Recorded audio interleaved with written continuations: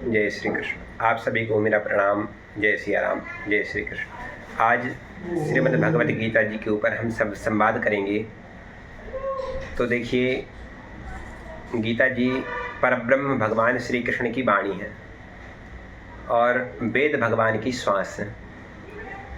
जब भगवान परब्रह्म परमात्मा के लिए अत्यंत तीव्र इच्छा होती है बोलने की, तो वेदात्मा भगवान वेदों के सार तत्व ही गीता जी के रूप में प्रस्तुत कर देते हैं महाराज। वह गीता जी सर्वोपनिषदो गावो दोग्धा गोपाल नंदना पार्थो बत्सा सुधीर मुक्ता उदोदम गीता मृत महात्म। गीता महात्म में यह 6वां श्लोक है। सर्वोपनिषदो गावो दोग्धा गोपाल नंदना। सभी उपनिषद, सभी शास्त्र गैया बन गए और भगवान श्री कृष्ण ग्वाला बन गए। उन सब शास्त्रों को गैया के दूध के माध्यम से निकालने के लिए भगवान श्री कृष्ण ग्वाला बन जाते हैं। और अब बछड़ा की ज़रूरत थी, तो बहुत सारे लोग गीता जी सुन रहे थे। अर्जुन, धृतराष्ट्र, संजय और हनुमान जी महाराज, यह 4 लोग मुख्यतः गीता जी को श्रवण कर रहे थे और बर्बरीक जी के लिए भी माना जा सकता है। लेकिन इनमें प्रधान श्रोता जो उस दुग्ध का पान करे वह कौन था? वह थे अर्जुन जी महाराज। दुग्धा तो गोपाल नंदन बन गए और पार्थ वत्स बन गए, बछड़ा बन गए। और उस गीता रूपी अमृत रूपी दुग्ध का श्री अर्जुन जी ने पान किया। तो इस प्रकार से गीता जी सर्वशास्त्रमिदं पुण्यम या पठित पेतापान विष्णुपदम वापनोति भव शोकादिव्रजता। भय शोक आदि को दूर कर देने वाली भगवान श्री विष्णु जी की परम वाणी श्री गीता जी का पाठ करना चाहिए। गीता जी के अध्ययन से शीलता की प्राप्ति होती है, प्राणायाम भी होता है और पूर्व जन्म के पाप भी नष्ट हो जाते हैं। गीता जी दुविधा से निर्णय तक की यात्रा है। जब व्यक्ति के जीवन में दुविधाएं आती हैं, तो दुविधा के पश्चात उसको जब निर्णय लेने की जो क्षमता होती है वह गीता जी प्रदान करती हैं। विषाद से प्रसाद की यात्रा है गीता जी।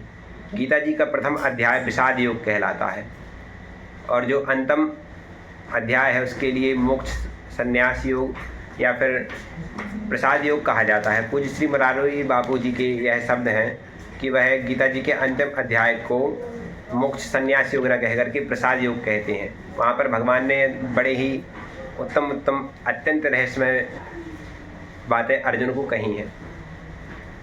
गीता जी स्वार्थ से परमार्थ की यात्रा है। दुर्योधन स्वार्थ के लिए लड़ता है और श्री अर्जुन जी परमार्थ के लिए लड़ते हैं। अभिमान से आत्मसुख की यात्रा है गीता जी। एक व्यक्ति अभिमानी दुर्योधन युद्ध कर रहा है और दूसरी तरफ अर्जुन जी परमार्थ के लिए युद्ध कर रहे हैं। अर्जुन ने विचार दिया है, उनके मन में दुविधा का जन्म हुआ है। विचारहीन लोग जो होते हैं उनके मन में कभी विचार आते नहीं हैं और जो विचारहीन है वही पशु के समान है। जो कभी विचार ही नहीं करता, पशु कभी अपने जीवन का विचार नहीं करता कि आज है कल नहीं रहेगा। तो बुरे व्यक्ति में विचार नहीं होते, इसलिए वह खुश रहता है, उसके पास विचार नहीं है। गीता जी जो है वह केवल श्रवण करने से कल्याण नहीं होगा। कुछ ग्रंथ ऐसे होते हैं जिनका केवल श्रवण ही कल्याणकारी हो जाता है, श्रवण मंगलम, जैसे कि श्री मद्भागवत महापुराण। पारचरित जी ने केवल श्रवण किया है, ना उसका आचरण किया है, ना ही मनन किया है। केवल श्रवण करने से ही उनकी मुक्ति हो गई। वेद आदि शास्त्र, वेद भगवान है जो, उनका केवल श्रवण हो जाए तो वह कल्याणकारी हो जाते हैं। कुछ शास्त्र ऐसे हैं जिनका केवल कर्तव्य करना पड़ेगा, आचरण करना पड़ेगा, वह है गीता जी। गीता सुगीता कर्तव्याकमन्ये शास्त्र विस्तरे, अर्थात गीता जी का आचरण करना ही पड़ेगा, वह कर्तव्य करने के लिए प्रेरित करती हैं। इसी प्रकार से वेदांत आदि जो विषय हैं उनका केवल मनन ही किया जा सकता है, उनका मनन करने से ही कल्याण की प्राप्ति होगी। वेदों का गायन होता है, वेदांत का मनन होता है, गीता जी आदि शास्त्रों का आचरण होता है और श्रीमद् भागवत महापुराण भगवान की कथाओं का श्रवण होता है। इन चारों के माध्यम से व्यक्ति का कल्याण हो सकता है। तत्पश्चात इसके बाद कथा आती है कि जो अर्जुन जी हैं वह पूर्ण रूपेण भगवान के चरणों में समर्पित हैं, उनके अंदर अभिमान नहीं है महाराज। और जो दुर्योधन है वह अहंकार का द्योतक है, वह समर्पित नहीं है, वह तो केवल अपने स्वार्थ की पूर्ति करने के लिए भगवान के पास जाता है। जब युद्ध से पहले भगवान के यहाँ पर अर्जुन जी और दुर्योधन पहुँचे तो पहले दुर्योधन पहुँचा, भगवान उस समय शयन कर रहे थे, तब वह जाकर के भगवान के सिर के पास जाकर के बैठ गया। तत्पश्चात जब भगवान के परम प्रिय मित्र श्री अर्जुन जी पहुँचे तो वह भगवान के चरणों के पास बैठ गए। यहीं से पता चलता है कि व्यक्ति की मानसिकता क्या है। जब भगवान की नेत्र खुले तो भगवान ने सर्वप्रथम अर्जुन को देखा और कहा कि अर्जुन तुम यहाँ पर क्यों आए हो। तब वह कहता है कि महाराज मैं भी हूँ यहाँ पे। तो उन्होंने कहा कि आप जो कुछ करने के लिए भी आए हैं, जो कुछ मांगने के लिए आए हैं, पहले अर्जुन मांगेगा। तब दुर्योधन पुनः कहता है कि महाराज अर्जुन को फिसलाने के लिए कि मैं आपसे बड़ा हूँ, पारिवारिक माहौल है, आगे मैं मांग लेता हूँ। तो भगवान ने एक शर्त रखी कि एक तरफ मैं खड़ा रहूँगा और दूसरी तरफ मेरी नारायणी सेना खड़ी होगी, और मैं एक प्रतिज्ञा लेता हूँ कि मैं शस्त्र को नहीं उठाऊँगा। तो इस प्रकार से तब दुर्योधन ने विचार किया कि जब यह शस्त्र नहीं उठाएंगे तो हम यहाँ उनको माखन मिश्री खिलाएंगे क्या। इसलिए वह नारायणी सेना को ले आया। अर्जुन से कहा कि आपको क्या चाहिए। तो उन्होंने कहा कि महाराज मुझे ना कुछ चाहिए, मैं तो आपको अपने आपको समर्पित करने आया हूँ। दुर्योधन कृष्ण से ले आया और अर्जुन जी कृष्ण को ले आए। यहाँ पर शब्दों की गंभीरता है। तो इस प्रकार से यहाँ पर उनके आचरण, उनकी मनोबुद्धि का प्रकाशन होता है महाराज। दुर्योधन अभिमानी हैं और अर्जुन जी अत्यंत विनम्र हैं। गीता जी के प्रमुख 3 श्रोता हैं। गीता जी के लिए यदि हम केवल श्रवण बस करेंगे तो हमारा कल्याण नहीं होगा। गीता जी का श्रवण केवल धृतराष्ट्र ने किया है और उसने श्रवण करके वह उसका खंडन करने लगा कि यह बताओ भगवान श्री कृष्ण हमारे कुल का नाश करने के लिए तैयार हो गए, उसके लिए किसी प्रकार मोह हुआ है और यह अपने शब्दों के द्वारा उसके लिए पुनः वीरता उसके अंदर प्रकाशित कर रहे हैं और वह पुनः युद्ध करने के लिए आतुर हो जाएगा। तो उसने खंडन किया है। दूसरे हैं संजय जी केवल संजय जी ने वर्णन किया है, गीता जी का सुन करके वर्णन किया है, वह केवल दूसरे को सुनाने के लिए सुन रहे हैं। और तीसरे हनुमान जी महाराज गीता जी का मनन कर रहे हैं। भगवान श्री हनुमान जी महाराज ने गीता जी का मनन करके एक सुंदर टीका भी लिखी है। पूज्य श्री पुंडरीक जी महाराज जी ने इन बातों का प्रकाशन किया है। तो हनुमान जी ने एक टीका भी लिखी है और अर्जुन जी हैं जो वह आचरण करते हैं। गीता जी को श्रवण करके उन्हें आचरण करना है। तो प्रधान श्रोता अर्जुन जी हैं। तत्पश्चात 3 प्रकार की श्रोता हैं गीता जी में। पहले हैं अर्जुन जी मानने के लिए सुन रहे हैं कि भगवान जो कुछ भी कहेंगे उसको मुझे मानना है और उसके अनुरूप ही हमें आचरण करना है। और दूसरे हैं संजय जी, उन्हें मानना नहीं है, उनके लिए केवल सुनना है और दूसरे को सुनाना है। जीवन में कुछ लोग ऐसे होते हैं जो केवल सुनते हैं और दूसरों को सुनाने के लिए, आकर्षित करने के लिए ही वह कार्य करते रहते हैं लोकाचार की। और तीसरे हैं धृतराष्ट्र, उनके लिए ना मानने से मतलब है ना उन्हें सुनने से मतलब है। उन्हें तो ये पता करना है कि भाई क्या हो रहा है, कहीं वहाँ पर संधि तो नहीं हो गई। तो इस प्रकार से धृतराष्ट्र जी केवल जानने के लिए सुन रहे हैं। अब आपको यह निर्णय करना होगा कि हमें गीता जी के लिए किस प्रकार से सुनना है। तत्पश्चात गीता जी का संवाद रथ पर हो रहा है। वह रथ हमारा शरीर ही है। हमारे शरीर में 2 लोग विराजित हैं, एक है हमारा मन और एक है बुद्धि। इस शरीर रूपी रथ में जो मन है वह है अर्जुन, और जो बुद्धि है वह है भगवान श्री कृष्ण। तो हमारे इस शरीर को चलाने के लिए हमें यह निर्णय करना होगा कि हमारा जो शरीर है यह कौन चला रहा है। प्रथम अध्याय में अर्जुन जी ने ही श्लोक बोले हैं, अत्यधिक संजय जी ने बोले, भगवान ने एक भी श्लोक प्रथम अध्याय में नहीं बोला है, भगवान दूसरे अध्याय से बोलते हैं। अर्थात भगवान यह परीक्षण कर रहे हैं कि जो यह अर्जुन जी हैं, इनकी बुद्धि की जो उनकी बुद्धि की जो चिंतन की अहिंसा है वह कहाँ तक है, कॉन्शियसनेस कहाँ तक है, इनकी चेतना की उज्ज्वलता कहाँ तक है। महाराज भगवान उसको परख रहे हैं कि अर्जुन कहाँ तक सोच सकता है, वह क्या कह रहा है, उसके मन में क्या मनोभाव प्रकट हो रहे हैं। तो जब हमारे शरीर रूपी रथ को अर्जुन जी चलाते हैं, अर्थात हमारा मन चलाता है, तो जो मन है वह मोह तक ले जाता है। मन के लिए यदि हम उसके अनुरूप आचरण करें, जो कुछ वह कहता है वह करें, तो हमारे लिए मोह हो जाएगा, भ्रम हो जाएगा, हम आसक्त हो जाएंगे, जिस प्रकार से अर्जुन जी हो गए। और यदि उसी हमारे शरीर रूपी रथ पर यदि हम भगवान श्री कृष्ण को आगे बैठाल करके चलाते हैं, बुद्धि को आगे रख करके बुद्धि से कही गई बातों को करते हैं, तो बुद्धि हमारे लिए सत्य तक पहुंचाती है महाराज। तो इस प्रकार से हमारे शरीर रूपी रथ पर यह तो मन और बुद्धि बैठे हुए हैं। आपको निर्णय करना होगा कि हमारा रथ अर्जुन जी चलाएं या कृष्ण जी चलाएं, मन चलाए या बुद्धि चलाए। तो इस प्रकार से यहाँ पर बताया गया है। तत्पश्चात युद्ध में दो शत्रु हैं, और वह दो शत्रु केवल दो भाई ही हैं। हमारा मन और हमारी बुद्धि एक दूसरे के शत्रु हैं। मन कहता है कि ऐसा करो, बुद्धि कहती है ऐसा करो। तो हमारे लिए उन दोनों को एक करने के लिए अभ्यास करना पड़ेगा। जब हमारा मन हमारे विरोध में खड़ा होता है, तो हम चाहते हैं कि हमारा मन पुनः हमारे सहयोग में हो जाए। जब मन अच्छा होगा और बुद्धि अच्छा होगी, तभी हमारा अच्छा भजन हो जाएगा। तो इसलिए अभ्यास करना पड़ेगा हमें। मन कल्पना कर सकता है, विवेक सच्चाई को हमारे सामने रखता है। मन केवल कल्पना करता है और पूर्व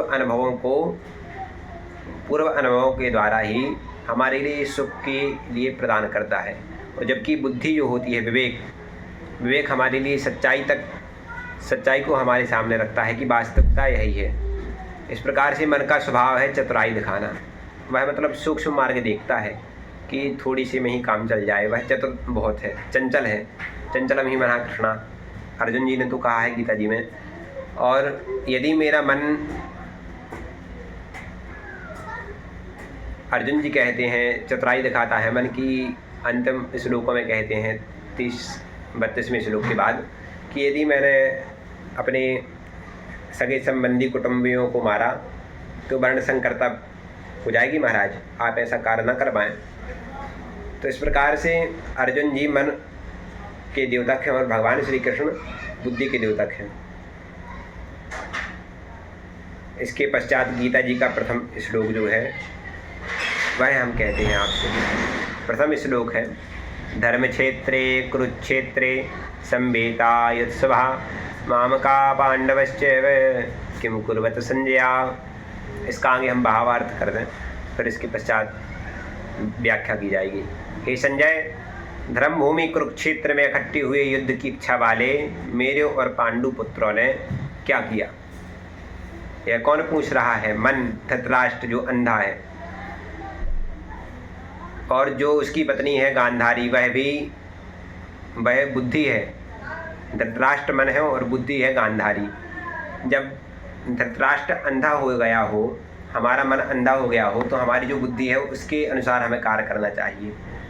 बुद्धि ने भी अपनी आंखों पर पट्टी बांध ली, गांधारी जो है उसने भी अपनी आंखों पर पट्टी बांध ली कि मेरा मन तो अंधा है ही, मेरा पति भी अंधा है, तो मैं भी अंधी हो जाती हूँ, मुझे भी इस संसार को नहीं देखना है। जब व्यक्ति अंधा हो जाता है तो उसके लिए दूसरे का शोषण और सत्य नहीं देख पाता वह। अब महाराज जब बुद्धि ने भी पट्टी बांध ली गांधारी ने, तब उसके बच्चे कैसे हो गए? असुर। उसके बच्चे असुर जैसे होंगे, जैसे कि दुर्योधन भले ही 100 पुत्र थे, लेकिन वह सब असुर के समान ही थे। धृतराष्ट्र संजय से पूछता है कि संजय कौन है? धृतराष्ट्र जो सबसे अंधा व्यक्ति है, इस दुनिया में सबसे अंधा व्यक्ति है धृतराष्ट्र। धृतराष्ट्र का अर्थ अभी हम बताएंगे। धृतराष्ट्र जिसने ज़बरदस्ती किसी राष्ट्र को पकड़ रखा है, दूसरे के राष्ट्र को, दूसरे के धन को, दूसरे की संपत्ति को जिसने पकड़ रखा है उसे कहते हैं धृत। और राष्ट्र जिसने ज़बरदस्ती ही पांडवों के राज्य को पकड़ रखा है, वह छोड़ ही नहीं रहा, उसे कहते हैं धृतराष्ट्र। धृतराष्ट्र दुनिया का सबसे अंधा व्यक्ति है और वह सबसे दुनिया के सबसे दूरदृष्टि वाले व्यक्ति संजय से प्रश्न करता है। संजय जी हैं जो वह सावधान पुरुष हैं, वह दूरदृष्टिवान हैं, जो देख भी सकता है और दूसरे को दिखा भी सकता है, वह गुरु होता है। और ऐसे ही वही गुरु श्री संजय जी हैं। इस प्रकार से संजय जी पक्षपाती नहीं है, वह तो जो बात उन्हें देखने के लिए वेद व्यास जी की कृपा से उन्हें जो दिव्य चक्षु प्रदान की गई हैं उसके माध्यम से वह धृतराष्ट्र को सुनाने के लिए बैठे हैं। इस प्रकार से धर्म क्षेत्रे कुरुक्षेत्रे, पहला श्लोक है धर्म। बड़े बड़े महापुरुषों ने कहा है कि जो गीता जी का मंगलाचरण है वह पहला ही अक्षर है धर्म। धृति क्षमा दमो शौच आस्त्यम, धर्म के जो यह 10 लक्षण हैं वह इसी प्रथम श्लोक में वर्णित हो जाते हैं। अर्थात धर्म को ही मंगलाचरण माना गया है। धर्म क्षेत्रे, प्रथम शब्द है धर्म क्षेत्र। जो हमारा धर्म क्षेत्र से तात्पर्य है कि यह एक क्षेत्र है, जो यह शरीर है वह एक क्षेत्र है। क्षेत्र का अर्थ होता है खेत। हम यदि धर्म के क्षेत्र पर अधर्म की खेती करेंगे तो उससे जो फसल होगी वह अत्यंत अशांति फैला देने वाली होगी। तो धर्म क्षेत्र में और कुरुक्षेत्र में, कुरुक्षेत्र जो है वह शतपथ ब्राह्मण आदि ग्रंथों के अनुसार कहा गया है कि जो कुरुक्षेत्र है वह अत्यंत परम पवित्रमय भूमि है। वहाँ पर बड़े बड़े यज्ञ किए जाते थे। तो धर्म के क्षेत्र में हम यदि सदकर्मों की खेती करेंगे तब तो अच्छे अच्छे विचार प्रकट हो गए, और यदि हम धर्म के क्षेत्र पर अधर्म आदि क्रियाओं को करेंगे तो उसमें अशांति, अस्पृहा, एक ऐन्द्रिक, लौकिक, भौतिक, जागृतक आदि अशांति वाली दुष्प्रवृत्ति पैदा हो जाएंगी। धर्म क्षेत्रे कुरुक्षेत्रे, धर्म भूमि कुरुक्षेत्र में इकट्ठे हुए युद्ध की इच्छा वाले मेरे और पांडु पुत्रों ने भी क्या किया। धर्म भूमि है कुरुक्षेत्र। उस कुरुक्षेत्र की पुण्याई से संवेतायुत्सव मामका, मेरे और पांडु पुत्र जो हैं उनके बीच क्या हो रहा है यह मुझे जानना है। उसके लिए शंका हो गई थी महाराज। मुझे लगता है कि धृतराष्ट्र जी हैं, उनके लिए शंका हो गई कि कहीं मेरे और पांडु पुत्रों में संधि तो नहीं हो गई। क्यों, कैसे हो सकती है संधि? क्योंकि जो वह भूमि है वह धर्म भूमि है, धर्म क्षेत्र है। और वह धर्म क्षेत्र क्यों है? क्योंकि वह कुरुक्षेत्र है। कुरुक्षेत्र ही धर्म क्षेत्र है। कुरुक्षेत्र में अत्यधिक धार्मिक क्रियाओं का प्रतिपादन हुआ है, इसलिए वह धर्म भूमि है महाराज।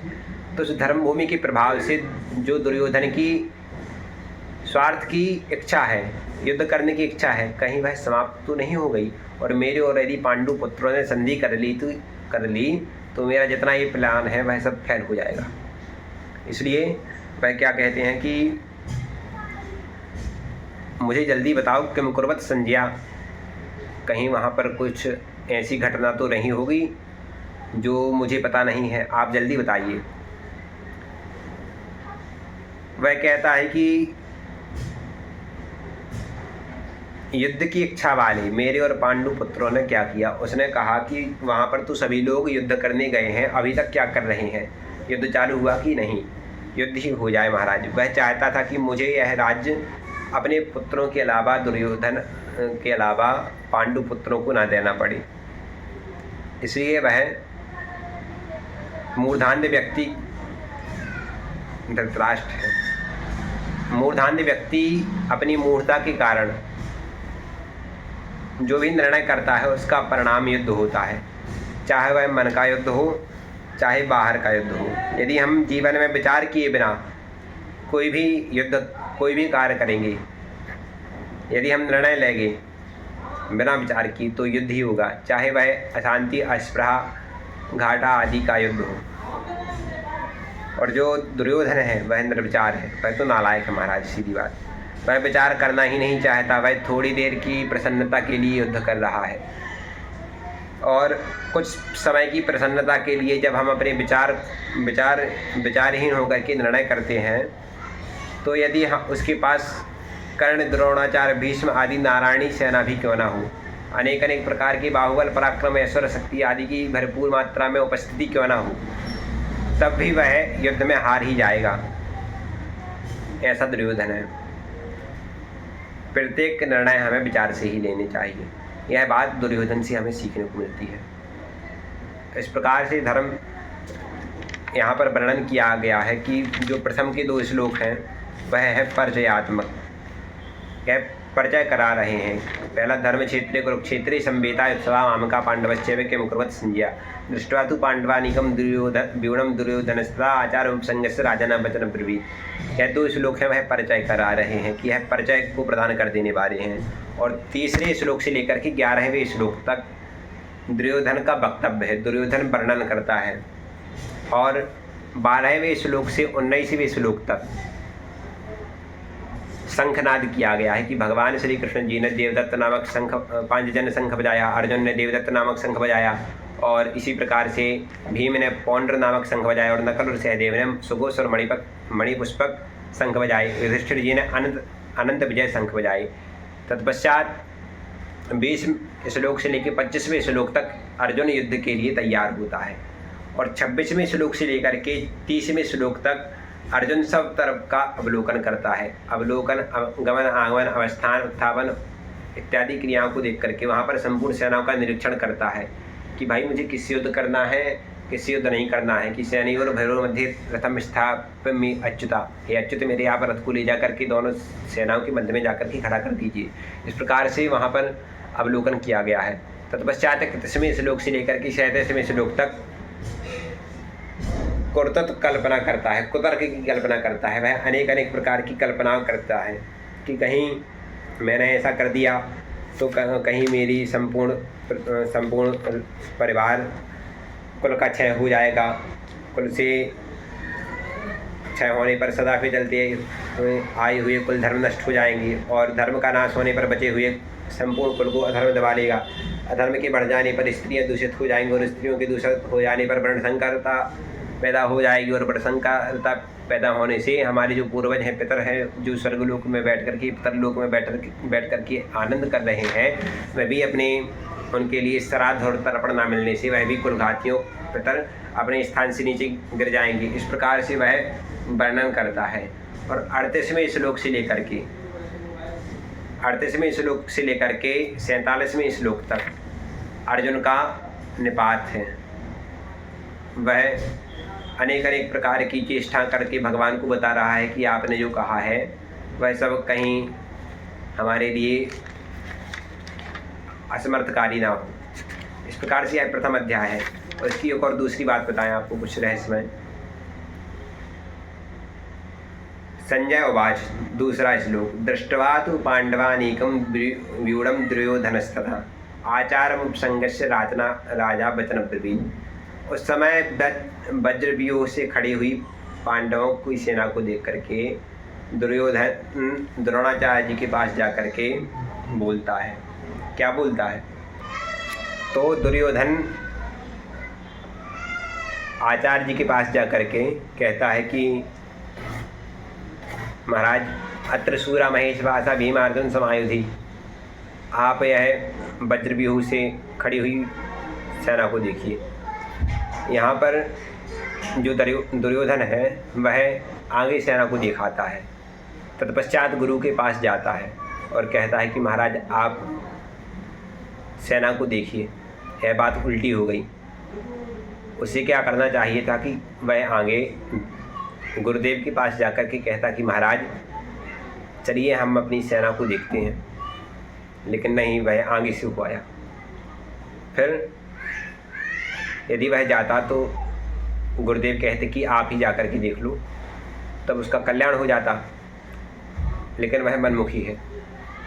इसके बाद कहता है कि वह अभिमान आ गया उसके अंदर पश्यतां पाण्डुपुत्राणामाचार्य महती चमूम व्यूणाम दुप्रदपुत्रेण तव शिष्येण धीमता। पश्यताम, अब महाराज को आचार्य नहीं कहा, द्रोणाचार्य जी के लिए आचार्य नहीं कहा, अब कहता है पश्यताम, हे महाराज सुनिए, आपके पश्यताम आचार्य नहीं, देखो महाराज, इतनी बड़ी व्यू से खड़ी हुई रचना को देखिए, इतनी बड़ी जो व्यूणाम सेनाम है, व्यूणाम दुप्रद पुत्रण, जिसके लिए दुप्रद पुत्र धृष्टद्युम्न के द्वारा व्यूह रचना से खड़ी हुई सेना को देखिए महाराज, जो अत्यंत विकराल है, विशाल है, उस सेना को देखिए। महाराज कहते हैं कि हाँ भैया देख रहा हूँ।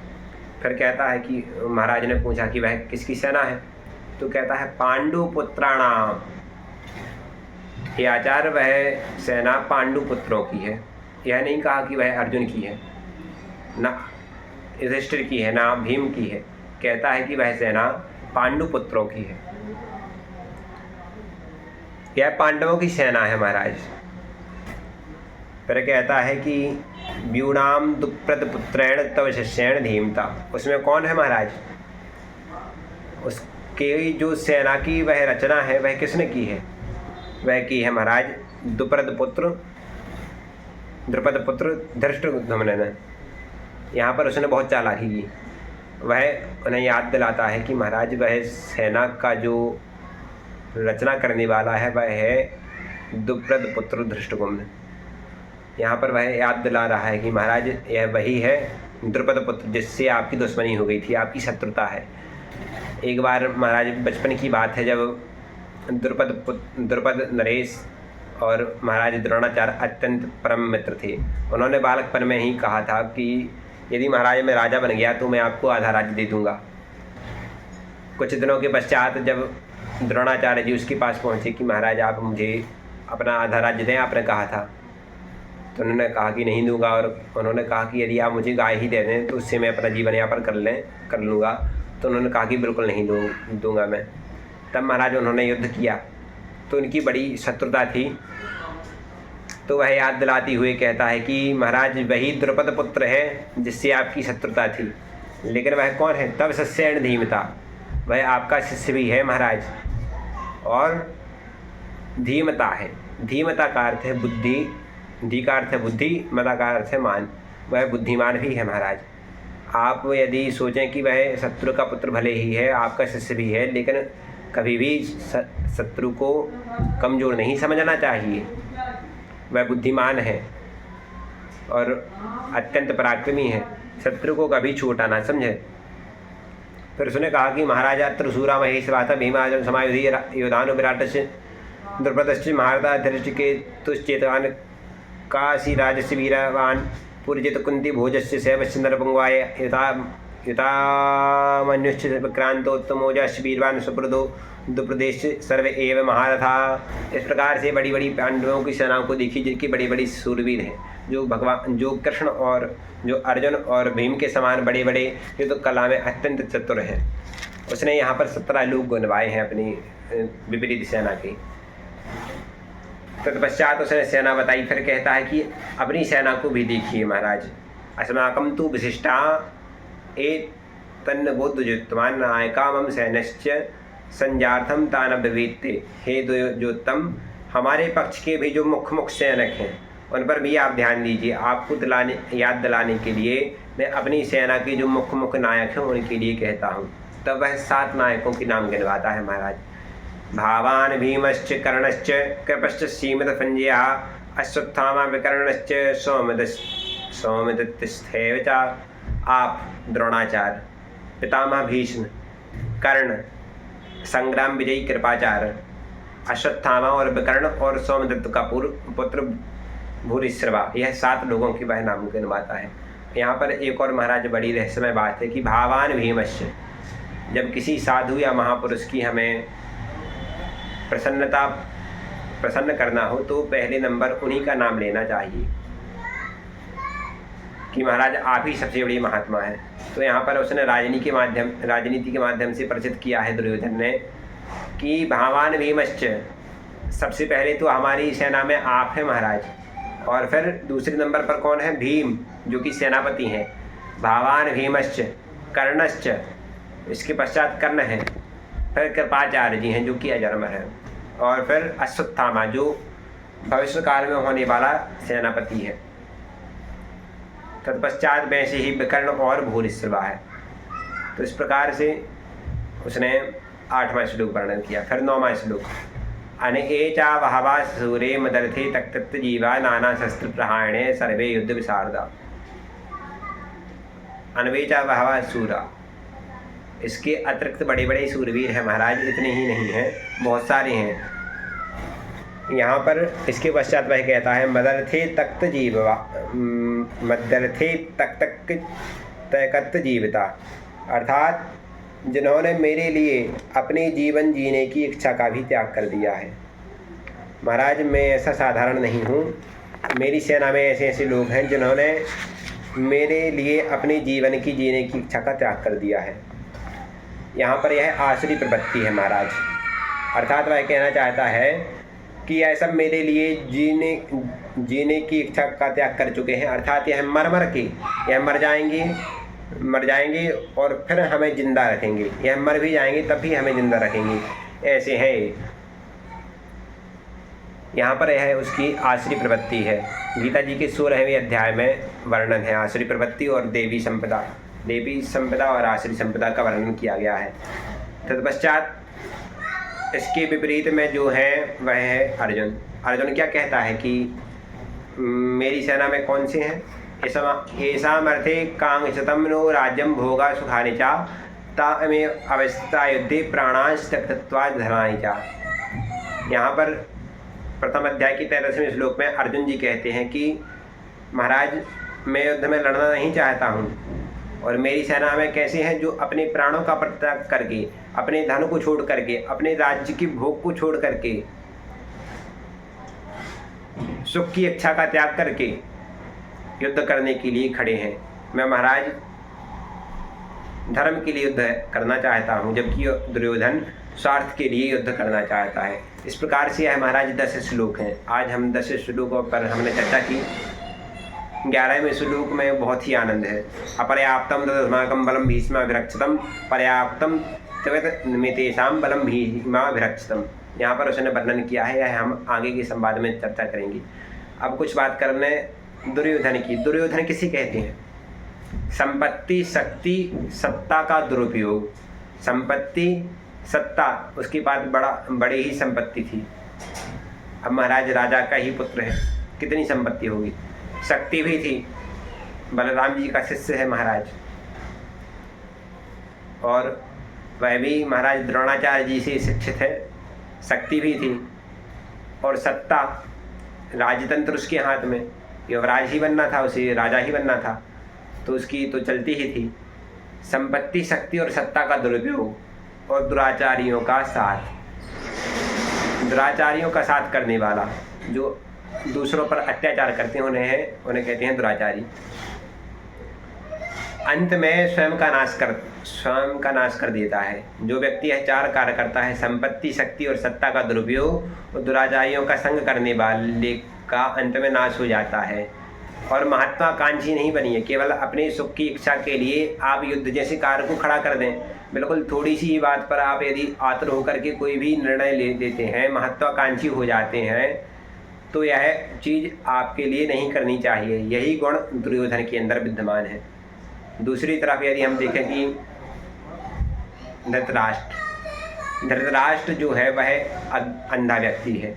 अंधा व्यक्ति किसे कहते हैं? जिसके पास 5 चीज़ें हों, अज्ञान हो, मुद्रा हो, मदिरा हो और मोह हो, और 5वीं चीज़ काम। यह 5 चीज़ें व्यक्ति को अंधा बनाती हैं। पहली चीज़ है अज्ञान। अज्ञान कहते हैं महाराज, ज्ञान का ना होना अज्ञान है। जैसे कोई कहे कि अंधकार क्या है? प्रकाश का ना होना ही अंधकार है। जब प्रकाश नहीं हुआ तो स्वतः ही अंधकार हो जाएगा। तो इस प्रकार से है अज्ञान। दूसरी चीज़ है मुद्रा। जब व्यक्ति के पास पैसा होता है, धन का मद हो जाता है, तो वह अंधा हो जाता है। तीसरा मदरा, जो व्यक्ति मदरा पीता है उसका मुख तो नाली के मुख के समान है, वह कुछ भी बोले उसकी बातों पर कोई विचार ही करना नहीं चाहिए। कुछ हमारे गांव में बड़े बड़े विद्वान बने रहते हैं और दारू पीते हैं, हम शास्त्रार्थ करने के लिए आतुर होते हैं। तो महाराज जो मदरा पीते हैं, मदरा पीने वाला वह भी अंधा है, उसके लिए अपने सुख की इच्छा के अलावा कोई कार्य ही नहीं है। और चौथी चीज़ है मोह, जिसके लिए मोह हो गया है, भ्रम है, अत्यंत आसक्ति है। और पांचवा चीज़ है काम ग्रसित व्यक्ति। यह 5 चीज़ें व्यक्ति को अंधा बना देती हैं। और जब व्यक्ति अंधा बन जाता है तो वह उसके लिए 2 चीज़ नहीं दिखती हैं महाराज। एक है दूसरे का शोषण, यदि दूसरे के साथ गलत हो रहा है तो उसके लिए वही दिखाई नहीं देगा। और 5वीं दूसरी चीज़ है सत्य, उसके लिए सत्य दिखाई नहीं देता। यही वह धृतराष्ट्र है जिसके लिए यह 5 चीज़ों ने ग्रसित करके रखा है। उम्मीद करते हैं आपको हमारा संवाद पसंद आया होगा। जो बात अच्छी लगी उसके लिए धन्यवाद।